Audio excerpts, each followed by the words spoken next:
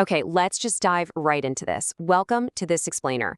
If you're out there sourcing covers for greenhouses, trying to manage frost protection, or even just laying down weed control, well, you already know the stakes are incredibly high.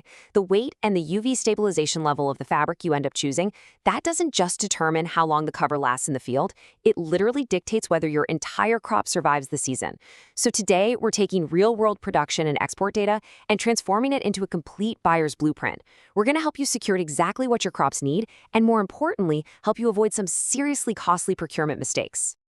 So here is our roadmap for today. We're going to break this whole technical process down step by step, starting with the basic science of Spunbond fabrics, choosing the right GSM, decoding UV stabilization, hitting those critical technical specs, uncovering common buying traps, and finally, sourcing with the experts at Najuran. All right, Section 1. What is Spunbond fabric? Let's start with the absolute basics and look at the exact science of what's actually keeping your crops alive out there under the harsh sun. The core chemistry here is actually fascinating. You see, agricultural spunbond fabric is made from polypropylene fibers, usually just called PP. But here's the catch. Standard PP fibers are practically defenseless against the outdoors. During production, manufacturers absolutely must add specific UV stabilizers. We're talking about HALS, which stands for Hindered Amine Light Stabilizers, or carbon black. Without these treatments, your standard fabric will, well, actually, scratch that. It won't just degrade. It will be completely destroyed by sunlight in a matter of weeks. It becomes brittle, discolored, and entirely loses its tensile strength. I mean, imagine rolling out acres of protection only for it to literally crumble a month later. And that brings us to just how ridiculously versatile this material is when it's treated right.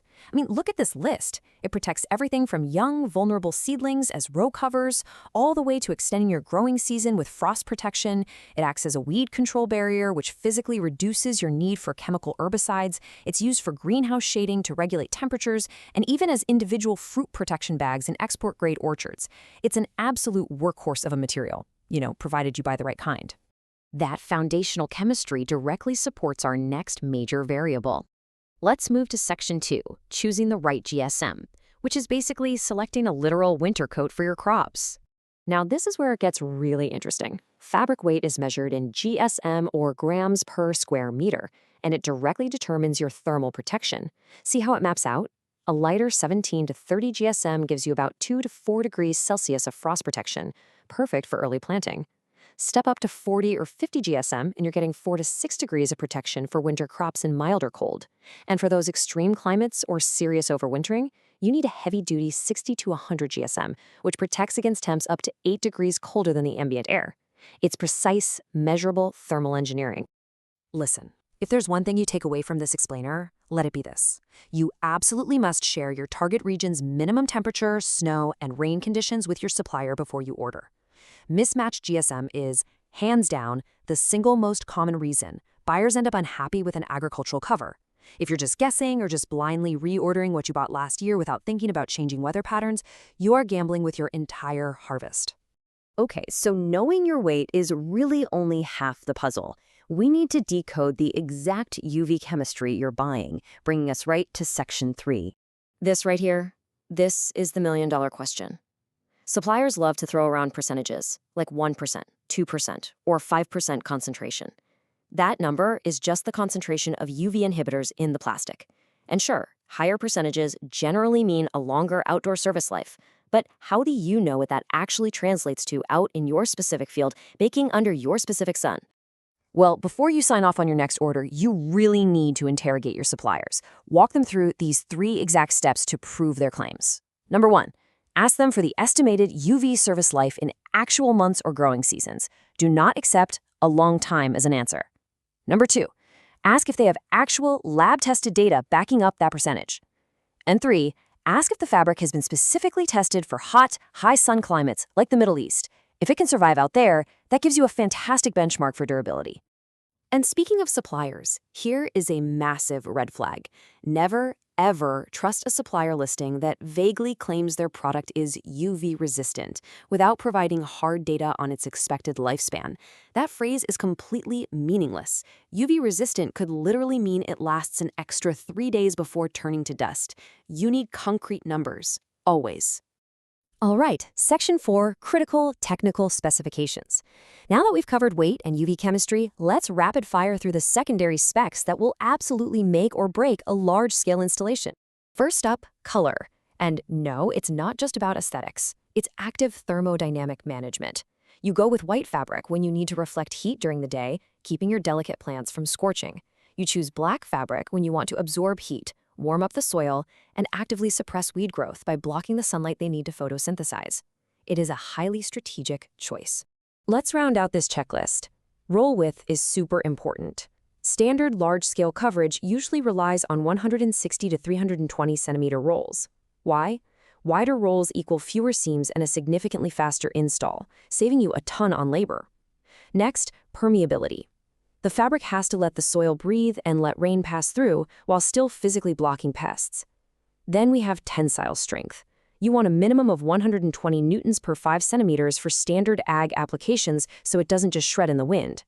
And lastly, ISO 9001 quality certification. Do not skip this. It is an absolute non-negotiable baseline for any bulk or export order. So, what happens when buyers don't follow this checklist? Section 5, Common Buying Mistakes. Let's uncover the hidden traps buyers fall into even when they think they've nailed the perfect fabric. It is so incredibly common for buyers to get lured in by dirt-cheap prices, making their choice without ever verifying the actual GSM. Some shady suppliers will literally under-deliver on the stated weight just to save a few pennies, leaving you with a cover that totally fails during the first real frost. Another huge mistake? Skipping a pre-order sample check on a massive volume order. Always get your hands on the fabric before buying a whole shipping container of it. And finally, using the exact same GSM year-round instead of matching it to the season. That is a guaranteed recipe for either completely suffocating your summer crops or freezing your winter ones. Now here is a truly wild fact that almost everyone misses. Transit humidity and light exposure during shipping can degrade the UV performance before the fabric even reaches your field. If you completely overlook the packaging and shipping conditions, the journey itself can literally destroy the chemical UV defenses you just paid a premium for before you even unroll the thing. That's exactly why professional sourcing is so critical. So, how do you flawlessly navigate all these variables, from climate matching to secure shipping? You partner up with a technical expert. Let's look at Section 6, Sourcing with Nacharan Nonwoven. The big advantage here is that Nacharan isn't just selling you some generic roll of plastic off a dusty shelf. They produce UV-stabilized agricultural Spunbond fabric in a huge range of GSM options, and they tailor the specs specifically to the climate of your destination market. They've got proven experience in major export regions like Turkey, Georgia, and Azerbaijan. When you place a bulk order with them, their technical team actually reviews your destination's climate conditions to recommend the perfect specification. They step in as your true technical partner, even offering free technical consultations and customized quotes to make absolutely sure you're getting it right. So, will your crop cover last 1 season or 3? Because choosing the right UV-stabilized Spunbond fabric can literally be the difference between a cover that turns into useless plastic confetti in a few months and one that vigorously protects your harvest for 3 whole seasons. The ultimate question you have to ask yourself today is this: are you ready to stop gambling your harvest on a guess based on price alone and start engineering a guaranteed solution for your exact climate? Think about it. Thanks so much for joining me for this explainer. And here's to a secure, thriving harvest.